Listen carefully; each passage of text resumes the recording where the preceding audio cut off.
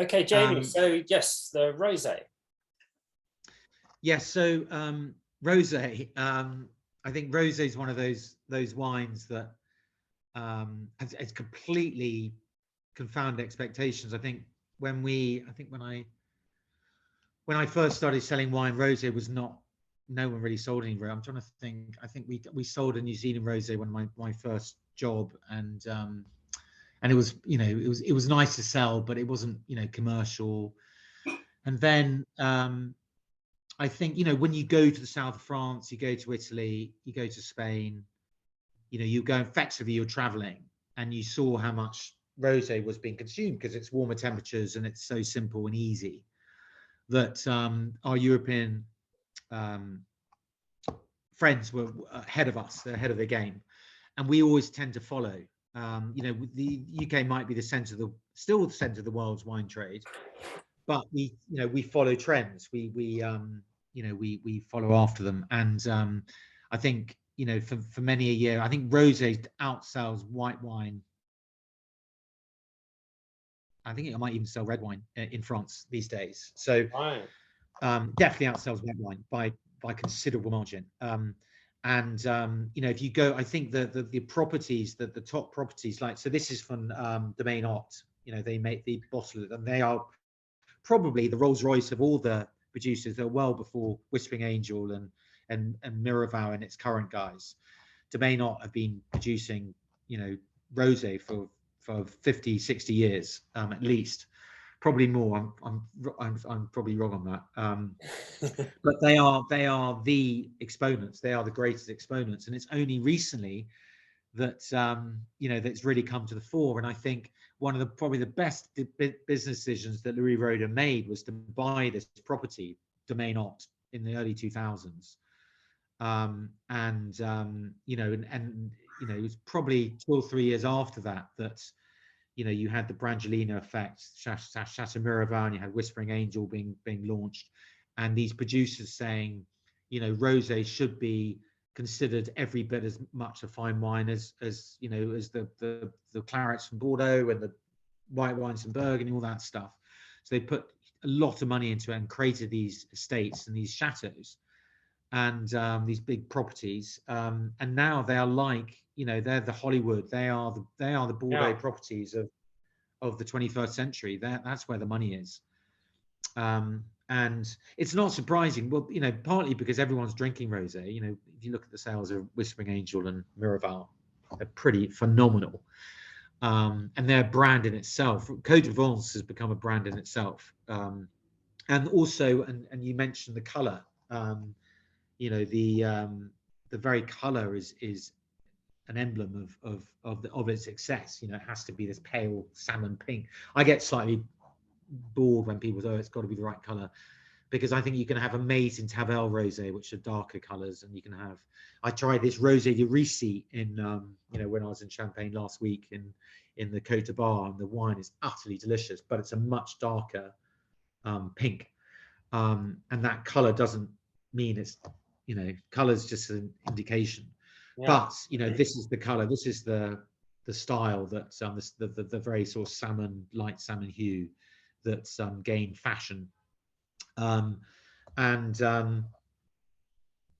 it's just a very sort of sumptuous strawberries and cream. It's sort of it makes you think of summer days and nice foods, and it's a very comforting smell. It's a warm, ripe smell of fresh strawberries, I think.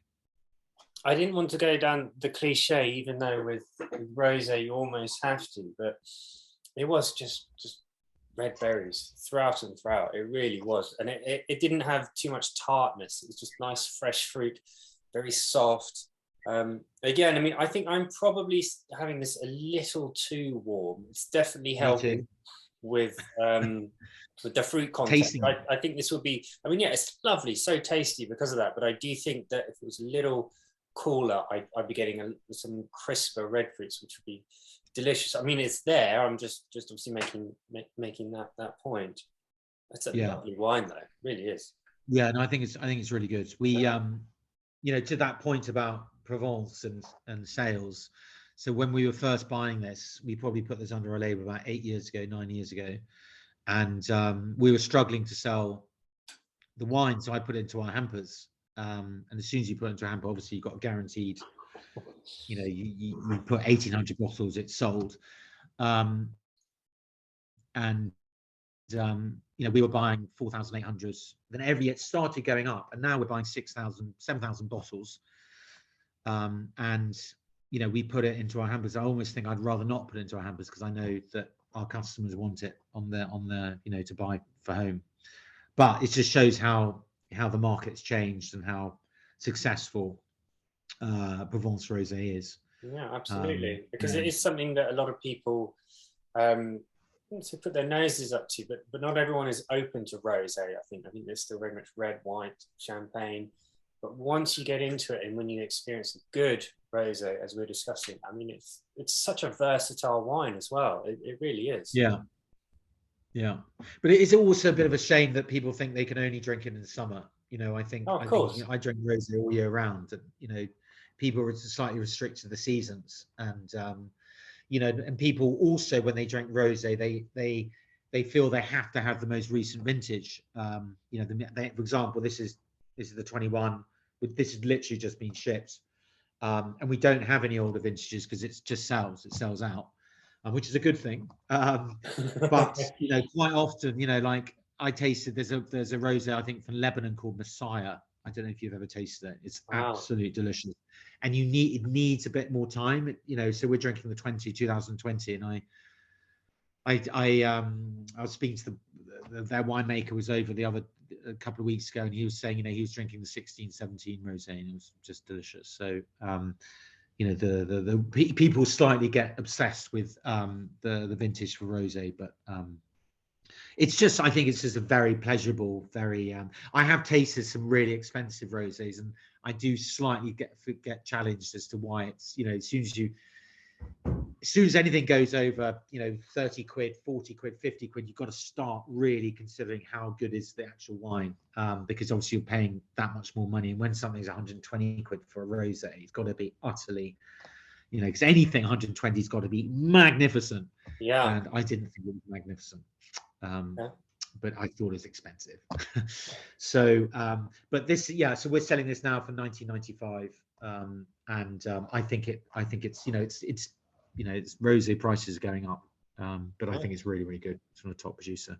And it's great timing for us to do this tasting, because we're getting into summer, so good choice. It's the best time of the year. You've got it all to look forward to, hopefully. Okay, so next.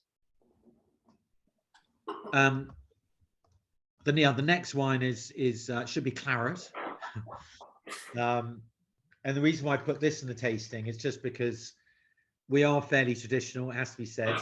And we, we've got 70 still wines under the Fortnum's label, and about 45 of those are from France.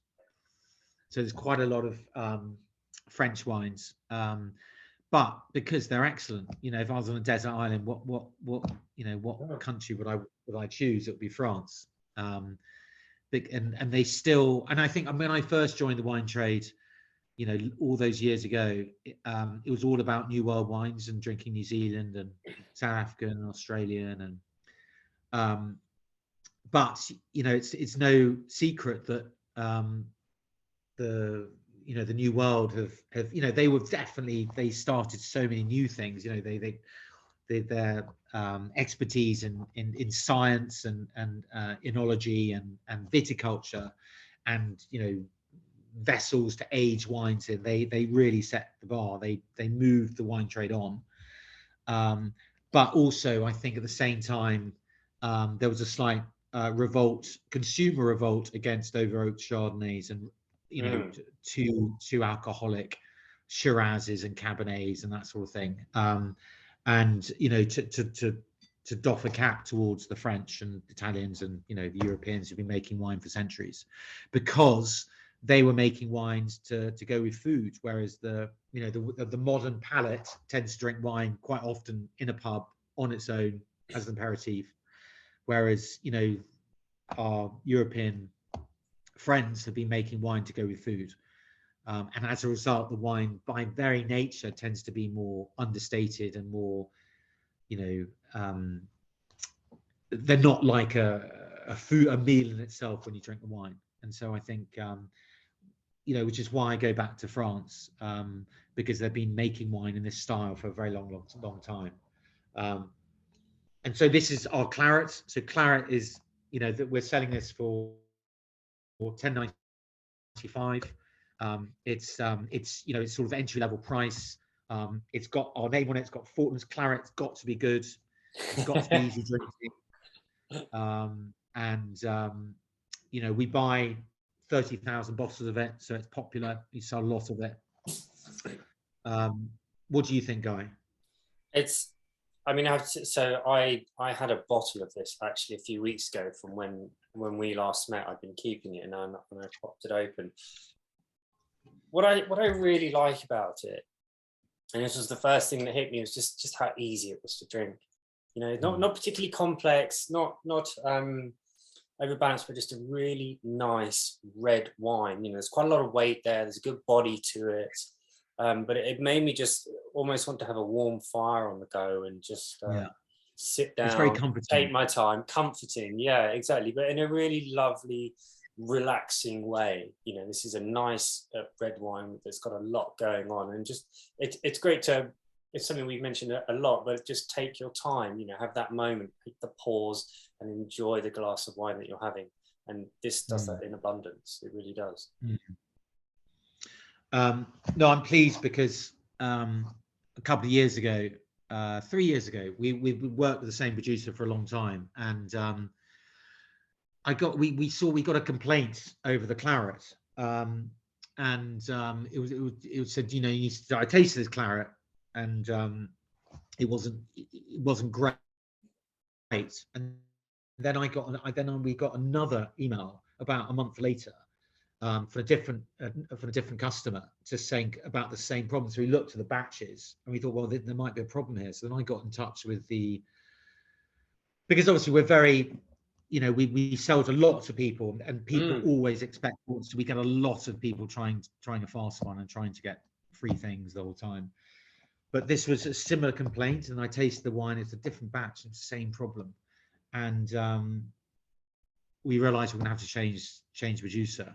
There'd be a problem with the producer, and that is a nightmare. As I said, we like to retain our people we work with, so we had to find a new producer. And again, we always do it blind. It was quite a big tasting. When I said for Rosé champagne, it was difficult to find enough suppliers who could provide the volume. Whereas with Claret, obviously, there's a lot more to choose from.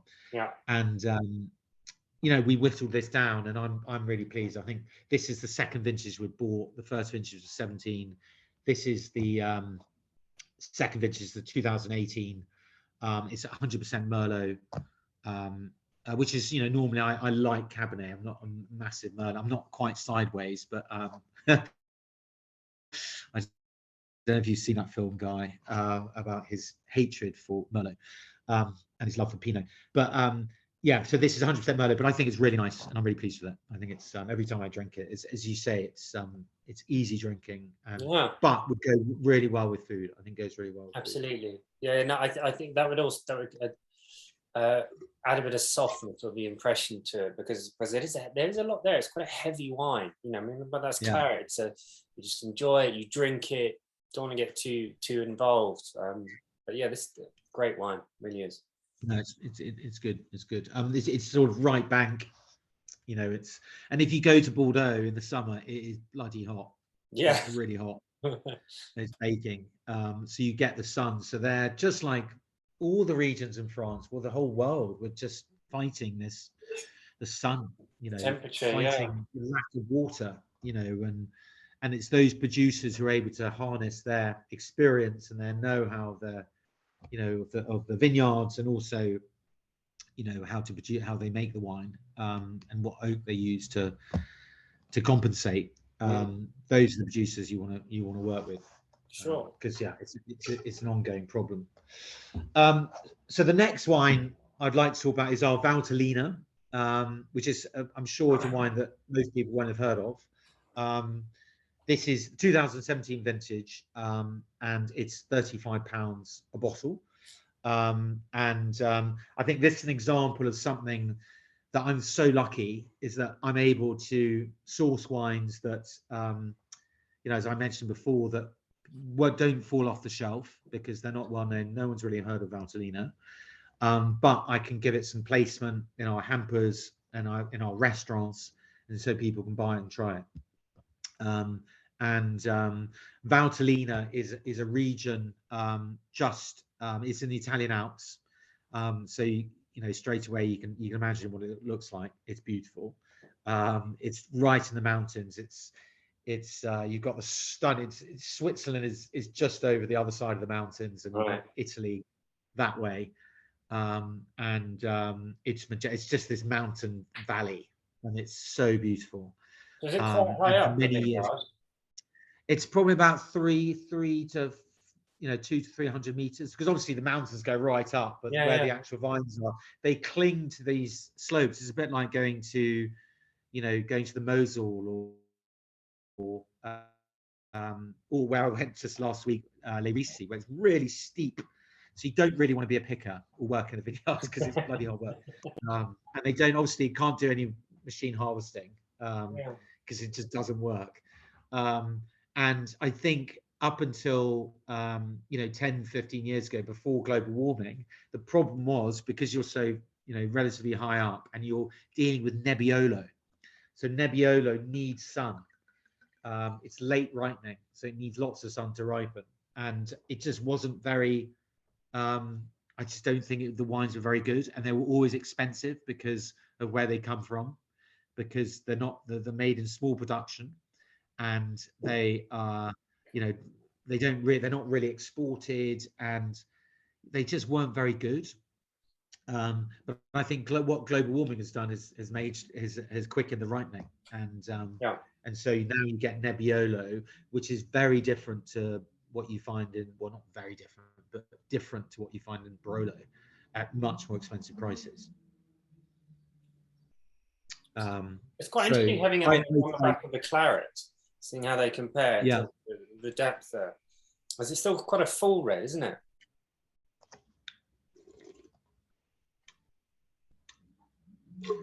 I think Nebbiolo always tends to be, it always has structure. It always has, I'd never describe, Barolo as retiring. I think they're always quite forceful, quite masculine. If I use that term. But I always think that Valtellina is more on the feminine, just the flavors are just slightly more delicate. And you've got ripeness of fruit. There's no doubt you've got ripeness, but there's so much. I think there's lots of flavor. I think it's quite sinewy. I think it's got strawberry fruits. There's a hint of tar. And I love the nose. I think the nose is lovely.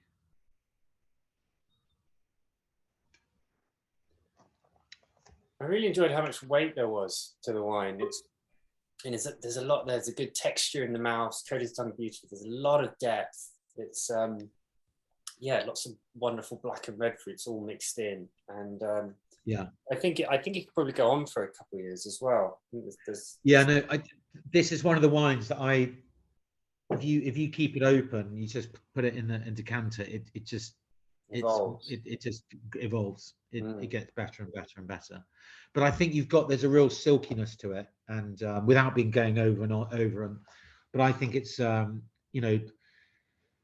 don't know who else sells Valtellina.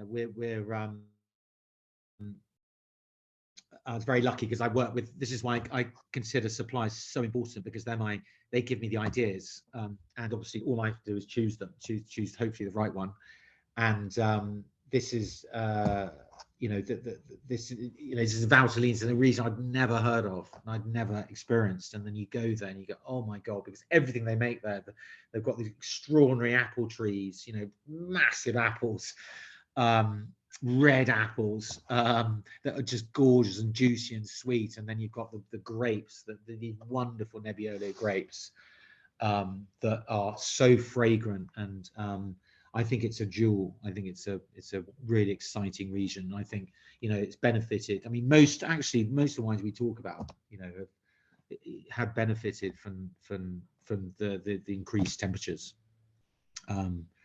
It's just a way you just got to harness it. You've got to know how to, you know, to use it to your benefit. Yeah, and as you say, growing the right grapes in the right regions, and then what winemakers, you can know how to adapt to that with the increase in temperature. But I mean, yeah, this is a great full-bodied red wine. It really is. Yeah. Very easy drinking as well. Yeah. No, I think it's that we only bottled that. We've only had it for 2 years. It's organic as well. You know, there's lots of you know, the way that there's lots of sustainability concerns, you know, that make that wine. And if you go there, everything is just so, you know, pristine. It's such a beautiful place. But so the next one I thought I was going to show was completely different. And again, it's quite wacky, i.e. most people probably don't drink it very often, if at all. And I think it's a classic example, hopefully, of Fortnum's doing something that's traditional, but you know, the reason why we do it is because it works. It's absolutely delicious, and it's our Christmas pudding Madeira, and we sell this for £16.50. It's a half bottle, so it's 37.5 cl, and it's just a Malvasia Madeira. So, you know, Madeira is something that I'd hardly come across when I first joined Fortnum's all those years ago, and because it's tiny bit like port but I think even less fashionable than port is that people always know about port. They say, right, I'm going to have port, you know, at Christmas, whatever. And Madeira, they hardly hits a dinner table, and I think it's such a shame because the wine is utterly delicious. So just to give you a picture where Madeira is, it's in the middle of the Atlantic. It's a Portuguese island, and it's been Portuguese for a long time, and it's had this amazing position as being a stop off for ships who are going across in the age of discovery in the 16th century, 17th century, that stop off Madeira, which is like this really, it's like steep as an iceberg, but very green, very vertiginous and verdant. I love that word. You know, it's got the steepest cliffs in Europe. Pretty frightening. I've looked over one of them. Yeah. So it's this volcanic island, and and now obviously tourism has taken over, and they're make much more money selling apartments and rooms than they can making wine. But they've always been making wine, and as these ships stopped off in Madeira, you know, they'd get a barrel, and it would be, just to prevent it from oxidizing, they would add some neutral grain spirit, and it would become, like, you know, fortified, so the wine wouldn't, you know, deteriorate. But there was this one barrel that apparently that was left untouched, so it went all the way over to South America, and it was all, you know, it got knocked around the ship, all these different temperatures, hot, cold, wet, you name it. And then it came back to Madeira, and they found this barrel, and they opened it, and the wine had completely changed. The wine had oxidized, and it had become this like dark, tawny color. And they tasted it just as like I'm about to do, and they go, "Oh my god, what is this?" You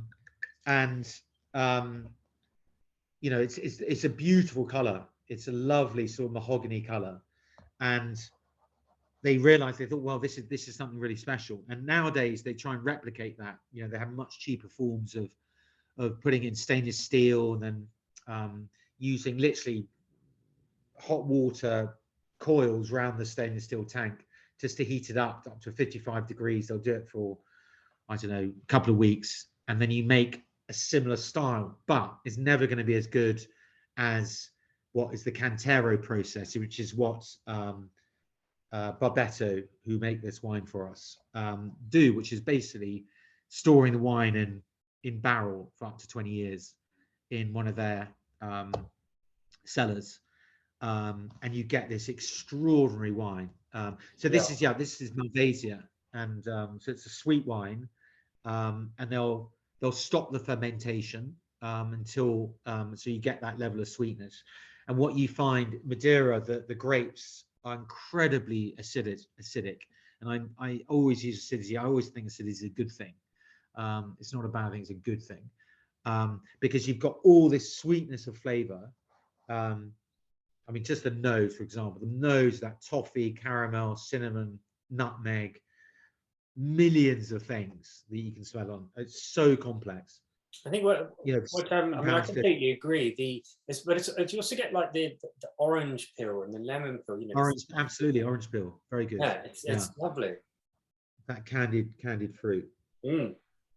I mean, this is something you definitely need to serve cold. We are drinking it warm, but you serve it cold. It's utterly delicious. You have this vanilla ice cream, ginger cake, anything, any, but particularly Christmas pudding, which is why we call it Christmas pudding Madeira. I don't like Christmas pudding.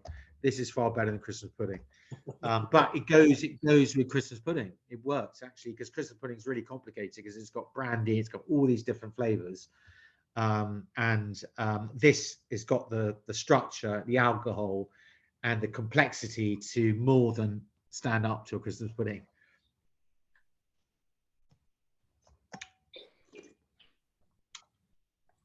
Yeah, that's lovely, Jamie.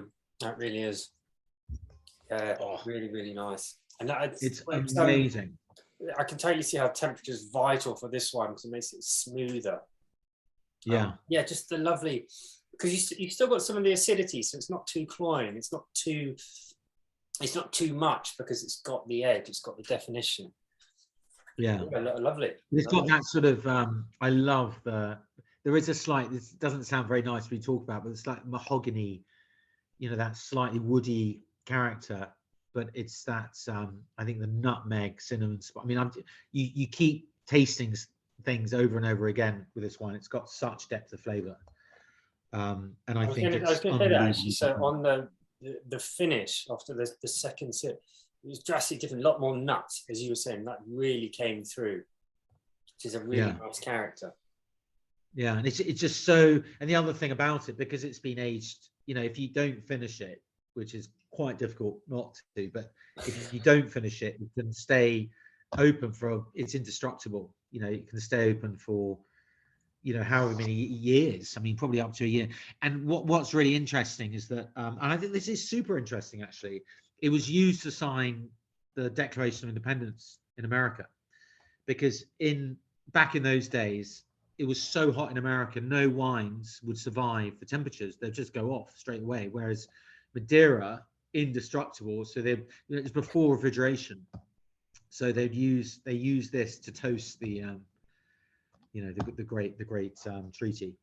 So, and signing. So no, very, very, very historic, but I think very relevant, very modern. And we sell more of this. So when I started, we were buying probably 1,800 bottles. We're now buying 6,000 bottles of this. And this doesn't really go into hampers. This is just purely people, because we don't really do much marketing. It's just people, hopefully word of mouth, just telling other people, go and buy the Madeira from Fortnum. It's something that is completely unique. Yeah, I mean, it's not something that I would have expected, actually. So I was quite surprised when you said you wanted to include it, particularly with all the wine we've had. Yeah. But now, after having, because this is new to me, that's the first time I've had that. It's delicious. Yeah, it's £16.50. I think it's worth every single penny. I agree. Absolutely. And it's a brilliant, if you're not gonna, obviously drink it, it's a brilliant cooking wine as well. It's brilliant. It's just because it's got so much flavour. But I think it's really good. So the final wine that I was going to do, it's not really a wine, it's a spirit, which sort of, because the other thing I was going to say, because we work with an amazing sherry producer called Bodega de Tradition, which specialises in VOS, i.e. very old sherry. That's what it stands for. It's quite archaic, but and they just specialise in sherries that are over 20 years old, and the wines are utterly amazing. And I was going to show that, but I thought I'd show the Brandy de Jerez, which I don't know if you've ever tasted Brandy de Jerez, Guy. I hadn't before I I think it's joined. going to be Just new like for with me. sherry, I wasn't really that keen on sherry before I joined, but now I absolutely love sherry.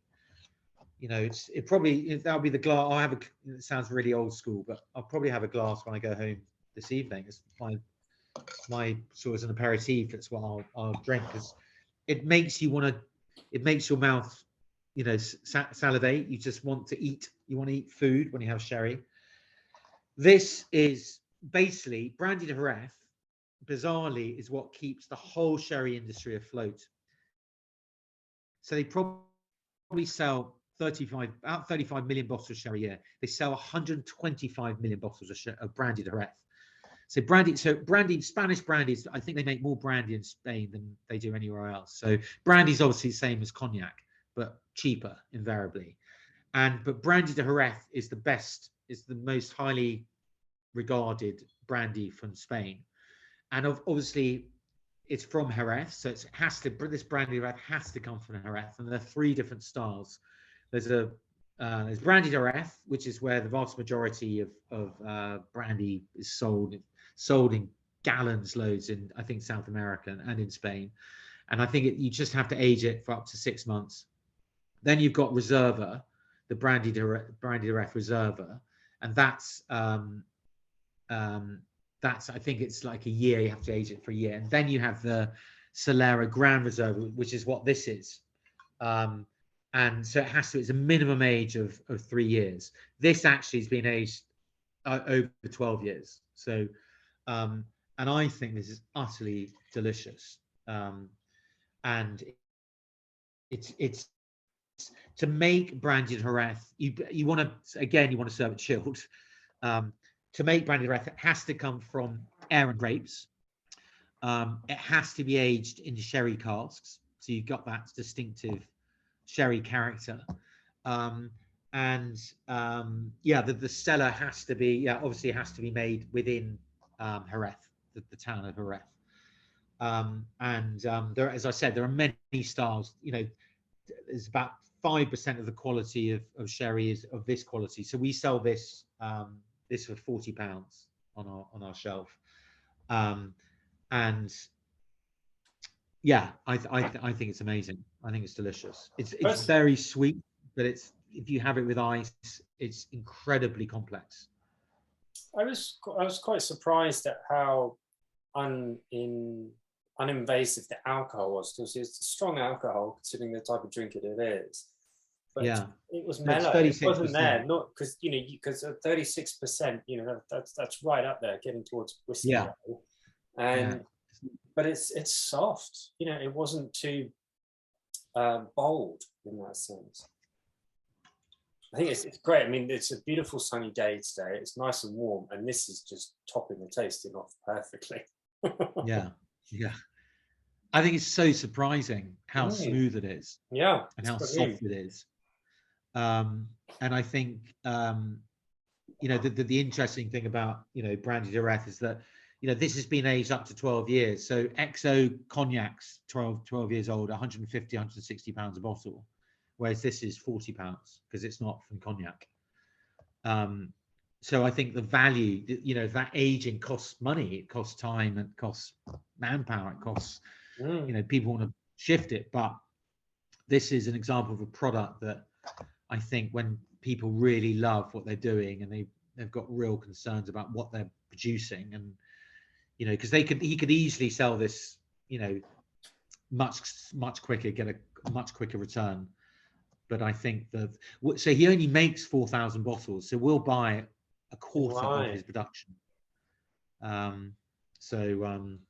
think it's a really interesting and different spirit, because I'm not my job is not spirits buyer, I'm a wine buyer, so this isn't really my field, but it's more Oscar who I work with, his field. But I just think it stands out as being I think really interesting because it's got that sherry connection.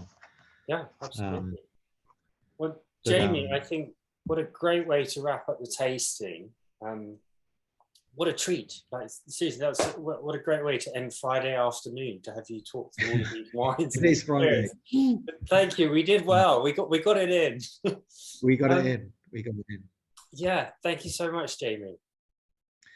Guy, thank you very much. Thank you for your time. Thank you for your persistence, and thank you, you know, for your comments. It's always good to hear what other people think, and thank you for your time.